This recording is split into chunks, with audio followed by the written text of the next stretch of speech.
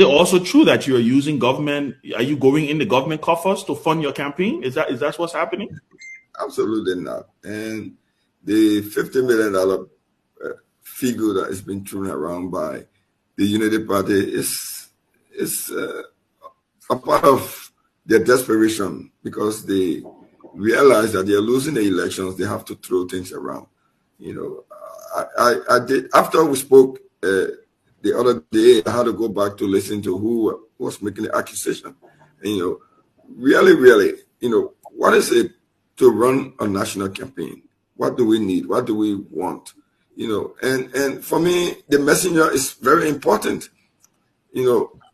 Stanton, who made the accusation without listening to him, he alone pled guilty to stealing $114 million. So even if we had 50 million, so what is it for a whole country? If one can steal $114 million, but we don't have it. I wish we had, because we want to reach every part, everybody. But we don't have that amount of money because the campaign is being funded by our supporters, including all of those who sense to that. So somebody should ask the question, since 2005 up to the 2017, how had CDC been funded? Was the CDC in government then? Mostly by the president. When he was in opposition, did the CDC get thrown out of his party's headquarters for lack of rent? How was it paid? How did the CDC campaign outside of government? So when you say that because the CDC is in government now, we're using state resources, then it's unfortunate because when the CDC was in opposition for 12 years, it still carried out a very strong campaign. It still carried out an effective campaign that defeated the ruling establishment. So the question should go back to those who are making the accusations. Somebody just write something and say, oh, there's $50 million, and that's coming from the government's coffers. It's ludicrous, and it's unfortunate, it's untrue, and it's just normal fake news. And when I said that Spoon TV has become an auxiliary of the Unity Party to project their campaign of lies and disinformation, my sister said, oh no, you benefited. How do you benefit from independent media? Yes, there were people from the CDC and from the government that appear on Spoon Talk and Spoon TV, but does that mean that the core editorial policy has changed? The editorial policy of Spoon, driven by his indicted and beyond indictment CEO, is that they are projecting the agenda of the Unity Party. They have effectively become an auxiliary of the Unity Party, and we will deal with them as such. We deal with auxiliaries. If you're an auxiliary of the opposition, then we question your credibility. So for them to say that we have a $50 million, but even assuming it was a budget, they're so unfortunately illiterate that even if it was a budget, it's a budget money. A budget is a plan, but that plan that they put on the radio is not our plan. Our plan is to engage with our people. The president has been campaigning very rigorously in the towns, in the villages, in the cities to inform the people that he's running for a second term and that they should again give him a mandate as they did in 2017. And this is our pathway to victory on the first ballot. So my last question, and then Kevin or Jackie can come in. The issue of the first round victory, right? I have said, look, I don't have a problem with any party saying they will win on the first round, because at the end of the day, October 10th, the people will go and make a decision, right? It is your right to claim that you want to win on the first round. But the question that I have for you, though, is I'm trying to figure out the pathway, taking into consideration you have an election with 20 people running, right? I don't want you to give me your campaign strategy. I know you won't. But I'm trying to figure out how, first of all, you are running against history here. No ruling party has won Montserrado County. Montserrado County is the microcosm of our politics. Everything happens in Montserrado, right? It has a larger chunk of the votes. I want to get your prediction on, do you think you're running this campaign? Do you think you're going to win Montserrado? And two, just give me a brief synopsis of how you're going to get to a one-round victory. How you get into 50+1 with such a polarized country, with such a divided country, and with so many people running for president. That's true. If you look at 2017, if you look at the data and the statistics, even if you want to use that as a reference, there were candidates who got less votes, presidential candidates who got less votes than candidates who were running to be representatives and senators. It shows that what you are calling polarization is actually people projecting themselves without a base, without any pathway to getting votes, and are just on the ballot. So yes, 20 persons, but in the end, it will boil down to the strong candidates. We are running our elections based on science, on our projections, on our engagement with the public. And we have seen a pathway for a first round victory based on scientific evidence available to us. Now, I've heard a lot of comments that, it has never happened before, and therefore is a recipe for war and violence. It is those people who are saying those things that we have to question, because our elections since 2005, you go and vote, they count the vote right where you voted, your agents are there, they sign on the tally sheets, and you can know your win or your loss.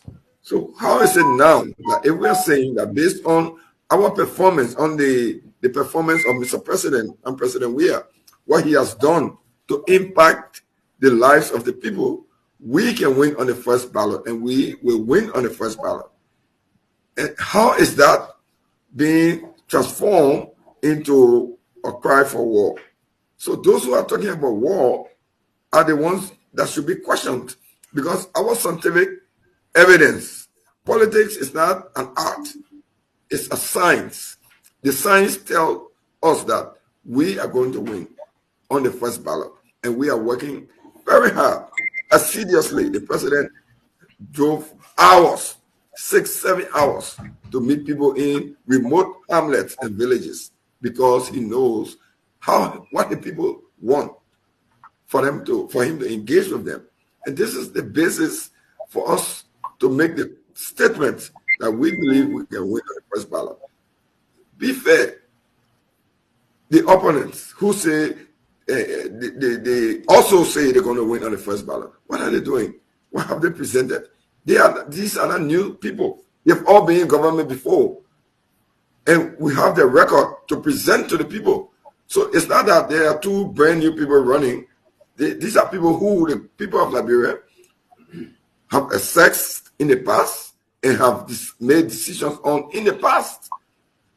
It's not possible. The CDC won over 60% in the second round in 2017. What's happened to that 60%?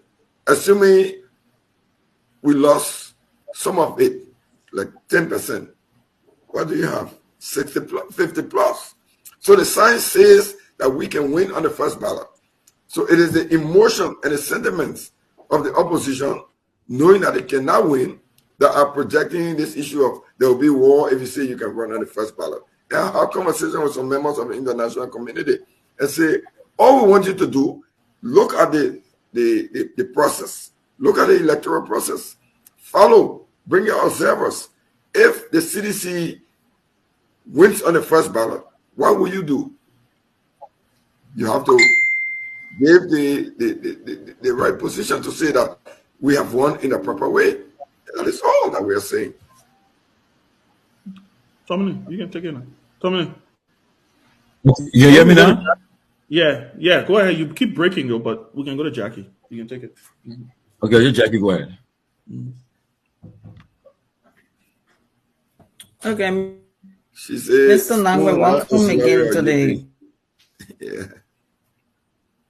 closing argument.